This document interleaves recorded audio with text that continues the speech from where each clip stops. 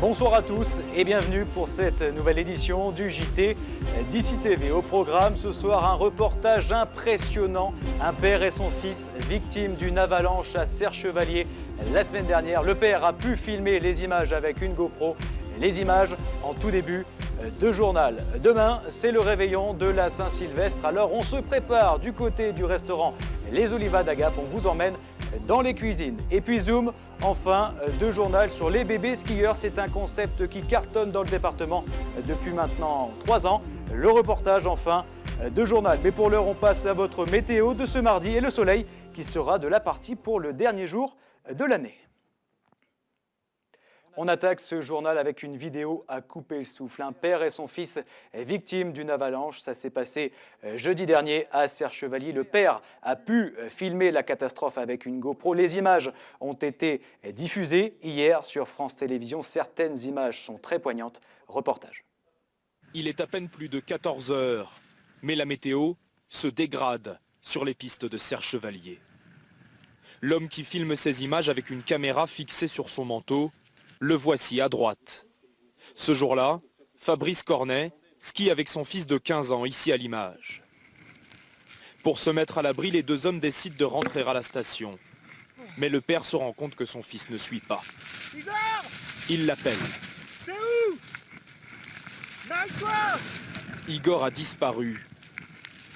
Fabrice ne le sait pas encore, mais son fils vient d'être emporté par une avalanche. Et quelques secondes plus tard, c'est au tour du père d'être frappé par une coulée de neige.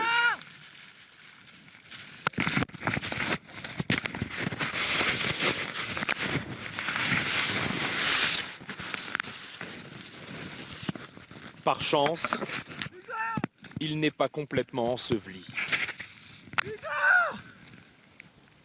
Igor ! On ne réalise pas que au premier roulé-boulé, on voit l'avalanche, on sent l'avalanche sur soi et on se dit c'est fini. C'est interminable. On essaie de se protéger du mieux qu'on peut, la tête, parce qu'on pense à rien en fait. On attend que ça s'arrête et savoir si on va en sortir sans casse. Quand vous réalisez que vous ne voyez plus votre fils autour, qu'est-ce qui vous traverse l'esprit ? La mort, en fait. Tout de suite, on imagine le pire. Légèrement blessé à l'épaule, sous le choc, il appelle sa femme. Allô ? Il faut que tu appelles les secours. On est coincé en haut du vallon. Persuadé que son fils est bloqué sous la neige, Fabrice craque. Igor !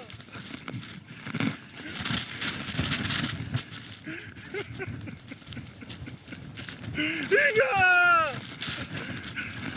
À bout de force, il rampe pour chercher une trace de son fils.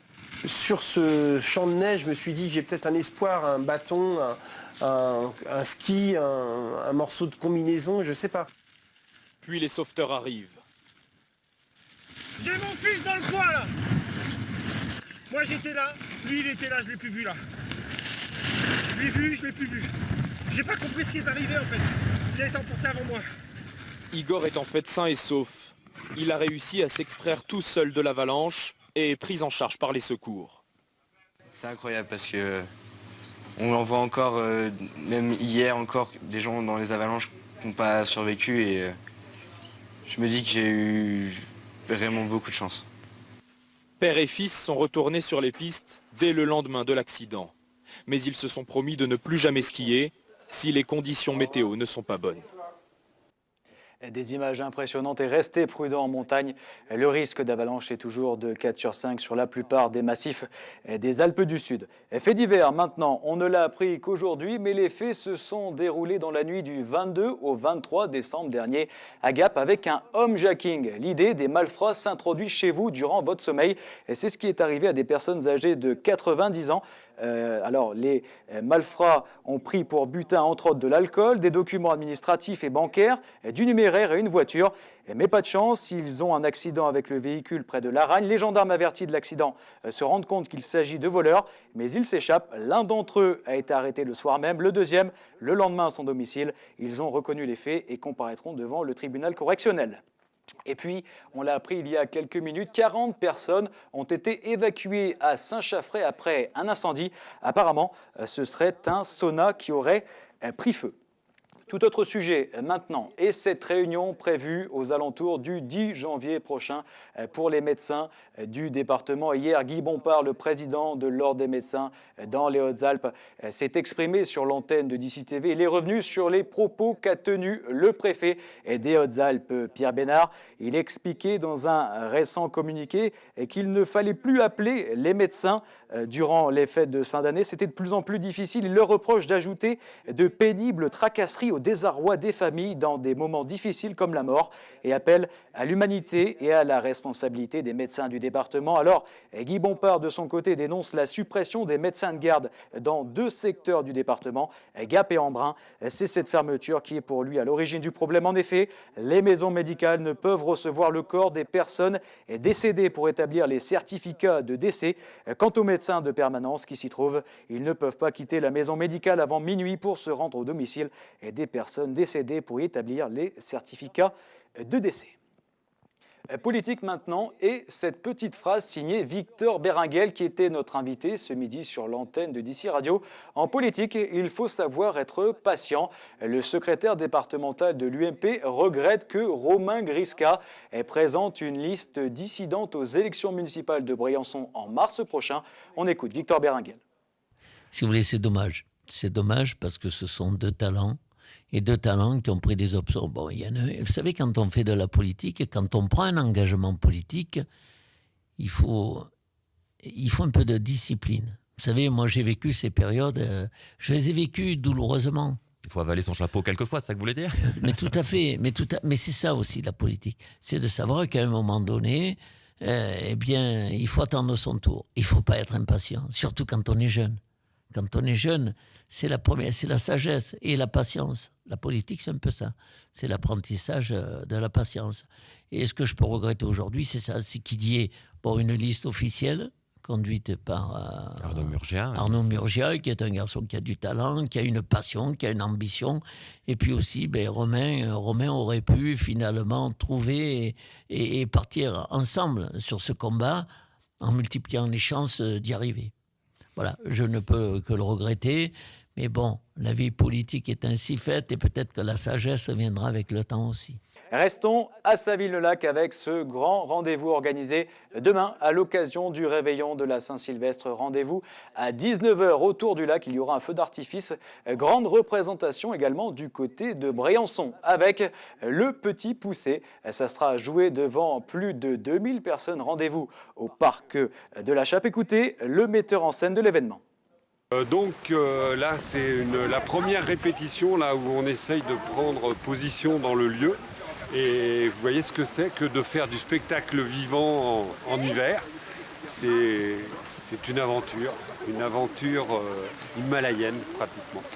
Et donc le spectacle du Petit Poucet va se jouer le 31 décembre à 19h au parc de la Chape, là ici, avec des patineuses. Donc là, la glace est un petit peu légère, mais elle a tendance à s'épaissir et les nuits prochaines vont être froides. Et donc c'est l'occasion de rassembler un peu toute l'équipe qui a joué au Fort des Fêtes cet été. Et là, dans des conditions différentes, on essaye complètement différentes, on essaye de réaliser un spectacle en extérieur. Restons dans les festivités, mais passons derrière les fourneaux. Que va-t-on manger demain au restaurant Les Olivades à Gap? Réponse avec Eric, le cuisinier.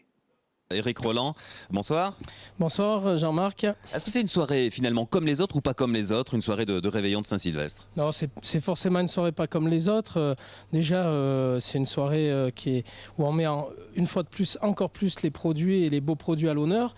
Donc on essaie de faire des choses différentes et pour nous c'est forcément très intéressant puis ça nous permet de travailler des produits qu'on n'a pas l'habitude de travailler, qu'on ne travaille pas assez souvent malheureusement. Voilà. Et puis on va essayer d'apporter du bonheur et encore plus de plaisir que d'habitude à nos clients. Alors on va regarder de plus près tous ces produits.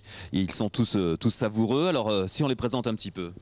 Alors c'est vrai qu'on va travailler énormément de produits nobles, de la langouste, du homard, de la volaille, des pigeons, des cailles, etc., des truffes. On va essayer quand même de garder un peu nos produits locaux avec des courges, des champignons, de la truffe donc des Hautes-Alpes, de l'épeautre, de la truite fumée de Châteauroux, etc., pour essayer de garder quand même un esprit alpin comme on le fait en ce moment le plus possible, sachant qu'on est rentré dans l'ère des labels et des produits alpins. Et on en salive d'avance. Passons au sport maintenant avec cette très belle opération pour les Diables Rouges de Briançon. Hier, ils se sont imposés face à Amiens. Score final 4-2. Ils se qualifient donc pour les demi-finales de la Coupe de France. Je vous laisse regarder l'un des buts qui a été inscrit au cours de la rencontre.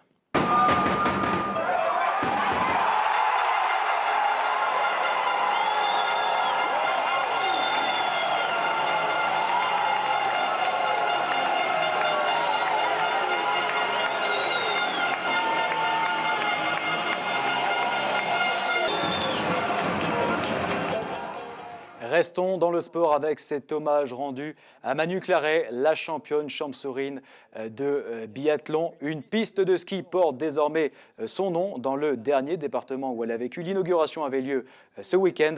France 3 Franche-Comté était sur place. Une marche pour se souvenir de Manu Claret. Désormais, ici, une piste de ski portera le nom de la championne de biathlon. C'était important pour nous de mettre une piste au nom de Manu Claret. Parce que, pour plusieurs raisons, déjà, elle s'était investie au niveau associatif, au niveau de la commune. Elle faisait partie de l'association du ski, elle gérait le périscolaire, et c'était quelqu'un de très dynamique. Donc, tout de suite après son décès, il nous est apparu normal d'avoir une piste à son nom. Un panneau va donc faire son apparition devant le chalet qui se trouve à l'entrée des pistes. Une démarche qui touche beaucoup le compagnon de la championne disparue. C'est un site que Manu aimait beaucoup à skier depuis qu'elle avait arrêté sa carrière avec les enfants. Elle a passé tous ses mercredis à skier ici. Et effectivement, la symbolique est intéressante parce que voilà, c'est un esprit, on a ici un esprit familial, un esprit convivial. Et Manu, c'était exactement la personnalité qu'elle dégageait. Parmi les proches, Sylvain Guillaume qui souhaitait lui rappeler l'engagement de la sportive auprès de l'association Sapodia qui milite pour le don de moelle osseuse. Manu avait vraiment de grandes valeurs et puis c'est très familial ici, c'est vraiment un beau site pour venir faire du ski. Et pour la Sapodia, pour le don de la moelle osseuse, on est content que ça reste un peu dans les états d'esprit de la Sapodia. La météo n'a pas permis d'inaugurer à ski la nouvelle piste Manu Claret. Mais peu importe, pour tous ceux qui marchaient aujourd'hui, l'essentiel était aussi de rendre un dernier hommage à celle qui fut leur amie. Après les bébés nageurs, place aux bébés skieurs. Le concept fait un véritable carton dans le département depuis maintenant 3 ans, notamment du côté d'Abriès. Reportage sur place signé Clara Lolstis. Les bébés skieurs, un concept qui a été créé il y a 2 ans dans la station d'Abriès. C'est un savant mélange entre crèche et cours de ski pour les plus petits. Dès l'âge de 2 ans, les enfants peuvent venir et les journées sont adaptées à leurs besoins. Au minimum 1 heure de ski par jour et le reste du temps, les enfants s'occupent comme dans une crèche avec des jeux et d'autres activités. Pour Franck Tonda, directeur de l'ESF d'Abriès, cela a 2 avantages. Aider les plus petits à se familiariser avec la neige et permettre aux parents de profiter des pistes et de faire d'autres activités. À Briès, donc, on est une station familiale où la moyenne d'âge est jusqu'à, on va dire, 8 ans. Après, il y a quelques ados ou pré-ados de 12 ans, mais c'est très rare. Donc nous, ce qu'il nous fallait, c'était pouvoir effectivement dégager du temps pour les parents. Et puis des fois pour eux, et puis des fois aussi pour proposer des cours de ski adultes, parce qu'ils ne prenaient plus de cours de ski, proposer du ski de randonnée, du ski de fond en balade, et pouvoir aussi faire du commerce et vendre tous nos produits, aussi bien aux enfants qu'aux adultes. À 9h30 donc, arrivé à la crèche, après avoir joué un peu, c'est l'heure de se préparer, mais surtout de chausser les raquettes pour se rendre au Jardin des Neiges. Une épreuve assez compliquée pour certains, mais une découverte qui les amuse. Les animatrices sont toujours à leur côté et sont des habituées. Elles sont soit brevetées ou encore stagiaires puéricultrices, mais à Briès, il y a Laurence, institutrice qui sait y faire avec les petits.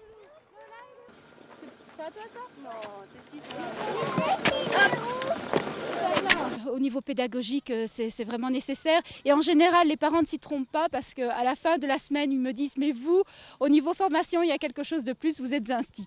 Ça s'est toujours bien passé, donc c'est la 3e saison que nous avons ouvert et voilà, non, ça se passe très très bien. Les parents voient qu'on materne beaucoup leurs enfants. Il y a déjà toute cette partie accueil parce que dès qu'ils passent en piou-piou, ils sont là, mélangés avec les oursons, avec les flocons, et c'est un peu plus impressionnant pour les petits. Ils retrouvent une structure crèche ou une structure école maternelle. Donc voilà, ça nous facilite beaucoup la tâche parce que nous, comparé à une école ou une crèche, on n'a qu'une semaine pour que le contact s'établisse bien et que ça se passe bien et pour eux et pour nous. Ça va Lola ? On va les promener après. Les bébés skieurs, un concept qui a donc bonne réputation à Abriès. Cela plaît en effet à toute la famille, comme à Magali qui a déjà déposé sa nièce cette semaine. Tous les autres enfants de la famille avaient commencé par ça.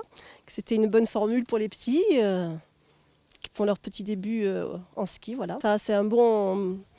Ça partage bien le temps pour eux, un peu de ski, un peu de joie de la neige après-midi avec la famille. Donc voilà, tout le monde est content. Ça se passe bien. Bon, là, je vois qu'elle est toute contente. Donc le plaisir passe avant tout, non ? Tout bien. Le succès de ce concept est donc engagé. Peut-être trouvera-t-on nos futurs champions de compétition de ski chez les bébés skieurs.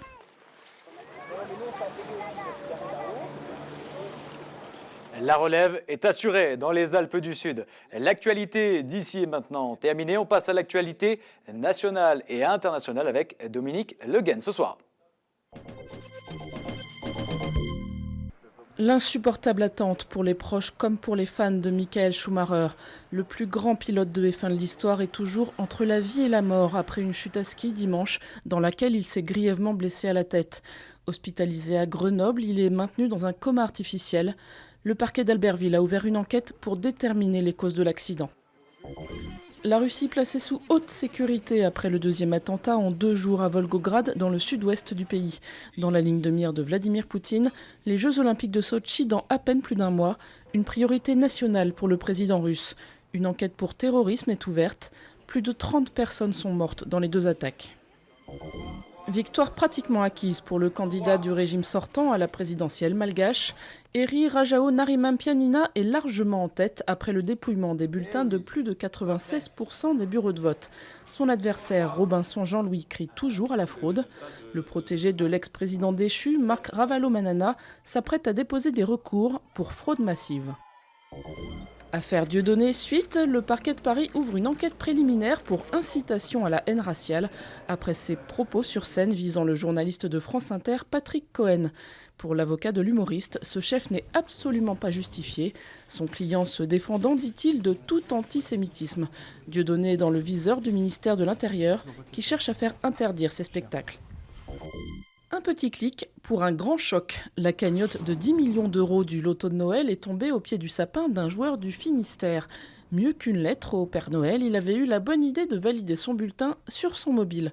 En un clic, ce petit vénard est devenu le 44e millionnaire loto de 2013. De quoi passer les fêtes et même les années à venir bien au chaud. L'actualité d'ici et d'ailleurs est maintenant terminée. Je vous donne rendez-vous dans une dizaine de minutes pour un rappel de l'information. Mais pour l'heure, on termine ce journal avec les recettes du restaurant Les Olivades qui prépare le réveillon de la Saint-Sylvestre. Demain, ça nous met l'eau à la bouche. Excellente soirée sur DC TV. On va mettre maintenant une noix de beurre qui est ici, comme ça, dans notre plat. Voilà. On peut être un petit peu généreux, hein, c'est pas gênant. Après tout, c'est le réveillon, c'est la fin de l'année. Donc le beurre avec une belle coloration. On va mettre à cuire ici nos filets de caille. Voilà. Ici, on va en mettre 4 notamment. Pendant que les cailles cuisent tranquillement quelques secondes, on a ici le foie gras que je vous expliquais tout à l'heure, n'est-ce pas? Qu'on va démouler très simplement. Voilà. Donc les petits points rouges qu'on peut voir à l'intérieur, c'est le piment d'Espelette. Alors on a un couteau qu'on peut, oui ou non, chauffer, ça dépend un petit peu. Là, comme le foie gras est relativement à température assez sympathique, juste une petite découpe, et on voit ici que le foie gras, magnifique. Voilà, superbe, avec un beau liseré à l'intérieur d'Espelette, ce qui va nous permettre vraiment de mélanger à la fois le goût, un petit peu de puissance, et donner un certain caractère à ce plat de pommes de caille, de fête en même temps. 24 heures sur 24. 24, 7 jours sur 7, toute l'actualité des Alpes du Sud et dans le monde. D'ici.fr.